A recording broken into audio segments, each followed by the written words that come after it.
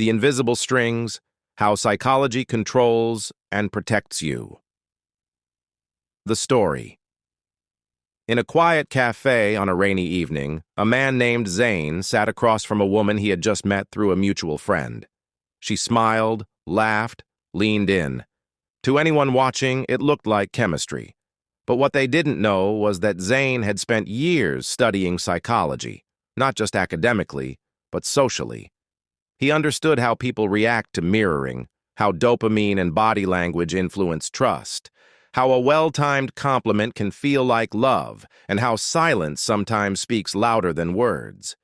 He wasn't manipulating her, not with bad intent, but he was shaping the conversation, planting ideas, evoking emotions, and creating an experience where she felt deeply connected. Not because he was fake, but because he knew how the human mind works. How psychology works. Psychology is the invisible engine behind every decision we make. We think we're logical, but most decisions are emotional first, logical second. We believe we have free will, but our past experiences, traumas, habits, and environment are constantly influencing us. Even a color, a smell, or a tone of voice can shift your entire mood and make you trust, fear, or fall for someone.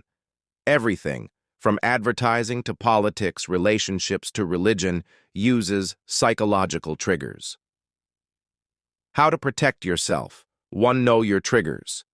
If you're lonely, insecure, or hungry for validation, you're easier to control.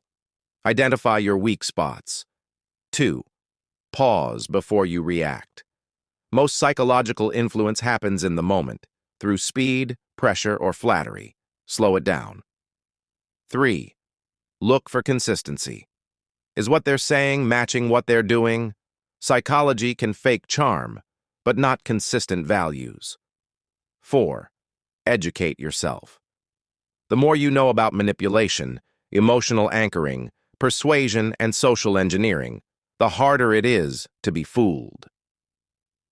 How to use psychology without being obvious. The key is subtlety. Real psychological influence is invisible, like a skilled magician. Here's how people do it. They mirror body language and energy to build unconscious trust. They use curiosity and questions, not advice, so the other person feels empowered. They plant ideas in conversation indirectly, using stories, analogies, or just something I read. They never push, they pull by emotion. A true master of psychology never looks like they're using psychology. Final thought. Psychology is not evil. It's a tool. It can be used to inspire, heal, lead, or it can be used to manipulate, control, destroy. So if you want to protect yourself, learn it. And if you want to influence others, use it ethically, invisibly, and always with respect. Because the most powerful persuasion is the one they never notice.